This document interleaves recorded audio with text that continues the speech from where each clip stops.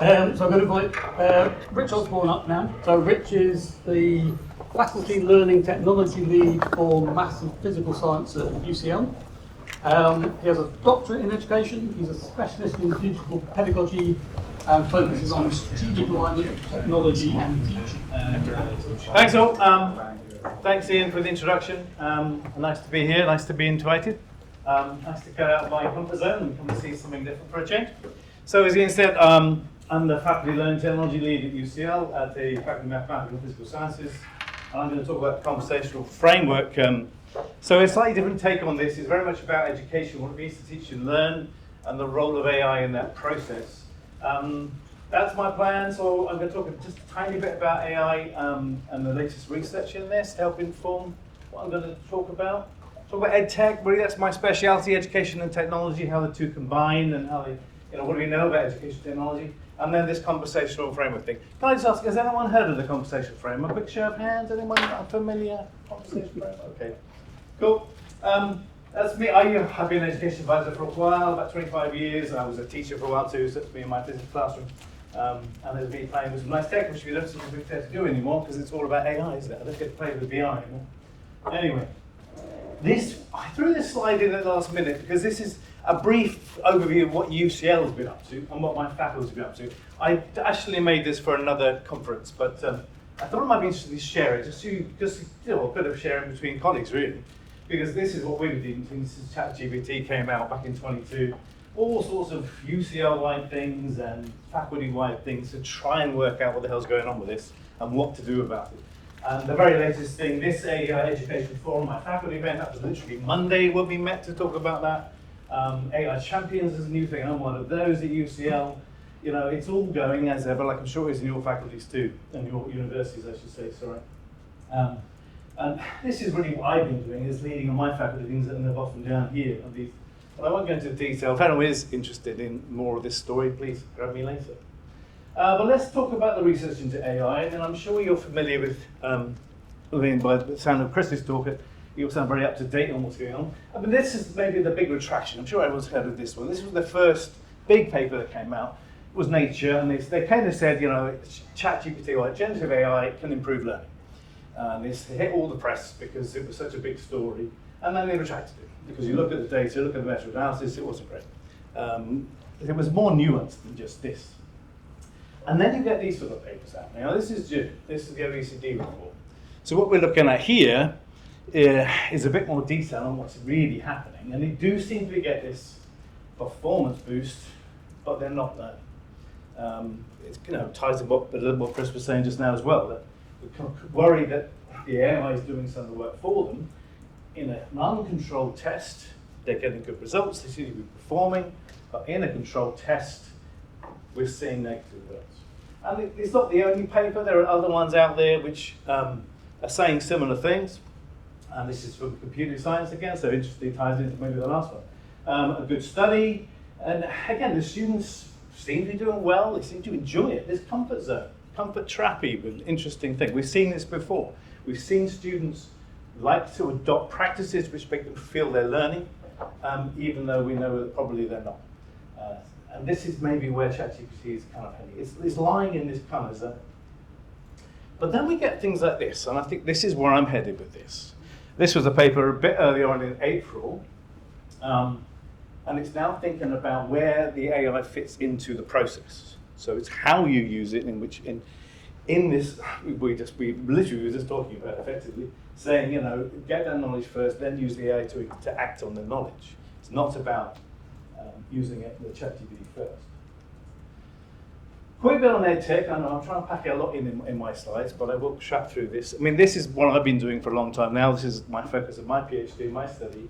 So this is a bit of a dated paper, but when you look at we still don't really know how digital technologies necessarily affect learning. It's a bit of but I come to think of AI now as just another technology. Okay, so it is different. People say it's more of a completion engine than an advice engine, for example. But it's still, for me, educational technology. And it does allow this changes in interactions, perhaps. This is where I'm kind of focusing my thoughts now. And it's about this, for me, it's about this alignment. A lot of my studies is about the alignment of the pedagogy and technology, which is why I'm coming onto the conversational framework. Now this graphic, I left this in, I hate it really, but I thought it was interesting because of course I was trying to use AI to generate an interesting graphic for me. And it's a bit garbage, really. It does have some nice bits. The context thing is important, I think. You know, this is when something is apt, when something is aligned, if something it's apt in a context. And that's why I was trying to tease the AI into give me some answers. It's funny old things, isn't it, what they will produce for you. But let's talk about conversational framework, so you guys don't necessarily familiar with it. So it was derived from Diana Laurel's work. She's a professor at the Institute of Education. Basically, she looked at all the research on the education in terms of behaviorism, constructivism, social constructivism, cognitivism, connectionism, you name it. She's a professor of this, she studied it all. She tried to weave it into a model which is kind of celebrates all these theories in one way of how do we learn, how do we teach, and how do students learn. And that is the framework. As she puts it, it's the simplest possible way of representing that complexity. And it does look a bit complicated, but you see there's lots of cycles going on here, and there's three key things. There's a teacher on the left, there's a learner in the middle, and then there's peers on the right. And it's really about the cycles between these three key groups, and that's how learning happens from Diana's kind of analysis. And it happens in two sort of places, really. It happens in your head, it's from a conceptual perspective on the top there, as you move ideas between you, as a teacher, your students and your peers and vice versa, and it happens in the environment.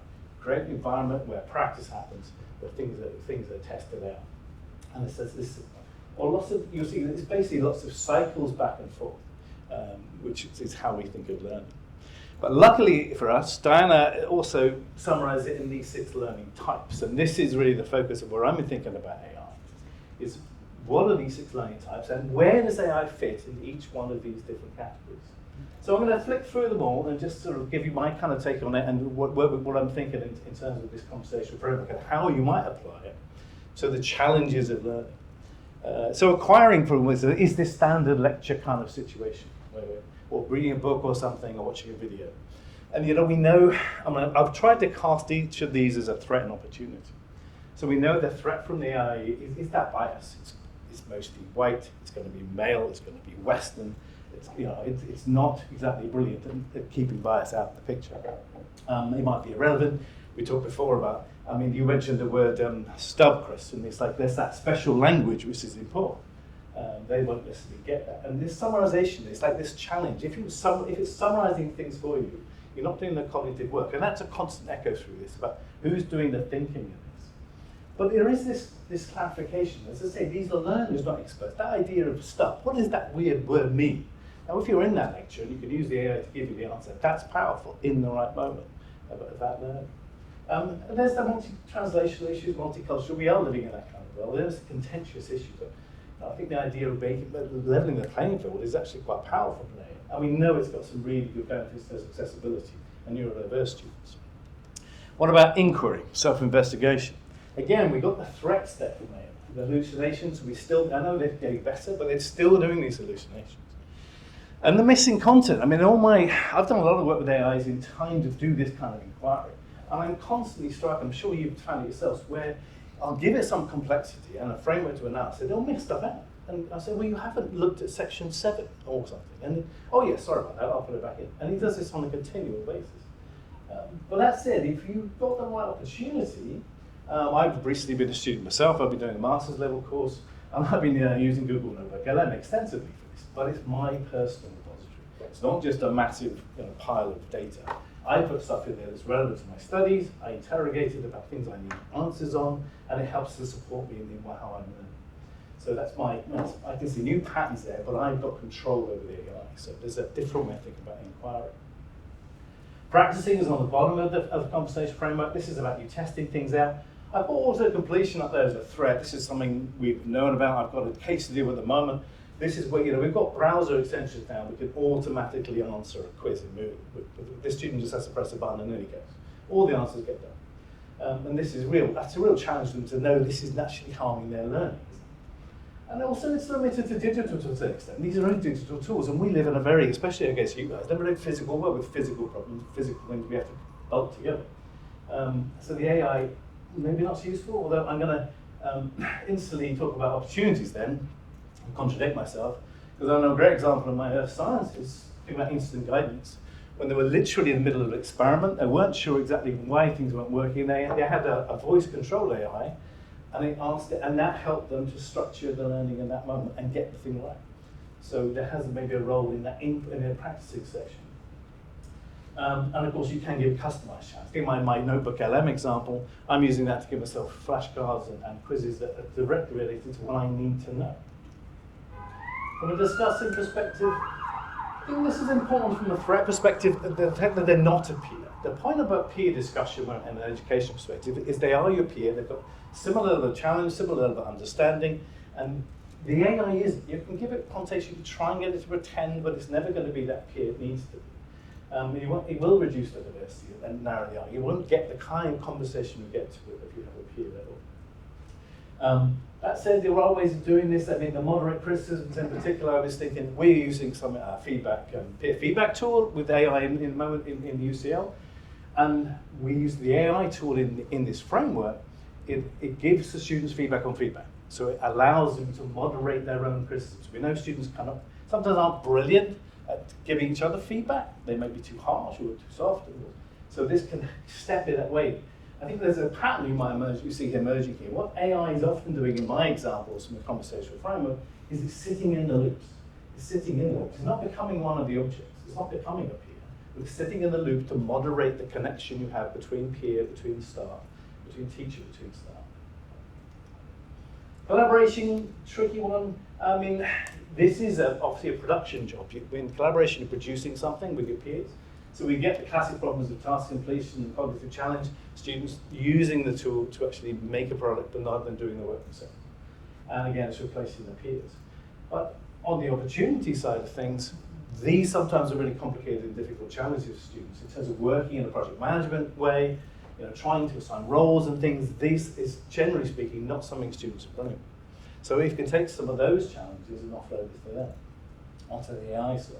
And even visualizing outputs. I was at a talk on Friday, we were talking about, funnily enough, a very similar topic. It was about AI in industry and what an industry wants. And we had Office of Students there, and we had Institute of Physics were there, actually, interestingly. And I took notes, and I created a visual summary for everyone on that meeting, very quickly using AI. And it helped to bring the conversation together and gave everyone a point to reflect. So that was really useful, providing it wasn't doing the thinking for them. And finally, producing. Again, this is the classic problem you'll have in terms of assignments and assessments. They're using it to complete the task and they're not having the cognitive challenge. But at the same time, it's when it's in the process. So that slide about when do you use ChatGPT, if you're using just to give the right structure and then filling it in, or the other classic is reviewing the product. And I've used this extensively, and hopefully you guys may try it yourself. If you get a good framework, if you've got a good product, and you compare the two, it can be very good at teasing apart something that can be improved and seeing how the two compare. But you would need to have product first and strong frameworks before you could combine the two. So that was my kind of whistle-stop tour of conversational framework and AI and some ideas on it. Just to conclude, I think two things stand up to me from where we are at the AI moment is this idea of who's thinking it anyway, in terms of the biases that's inherent in it and where is this thinking coming from. But for me, that second one is almost the most important. Is do I need to do this thinking? It's like for students in particular, when you come and have a challenge, it's like, is this thinking I need to do, or can I offload this to an AI in this context? And I think the answers to it can be different for educators as well as for students, depending on how we're using it. Because one of the new debates we're having, of course, at UCL is how do we then use this in marking and feedback? Do I need to do the thinking in these kind of processes?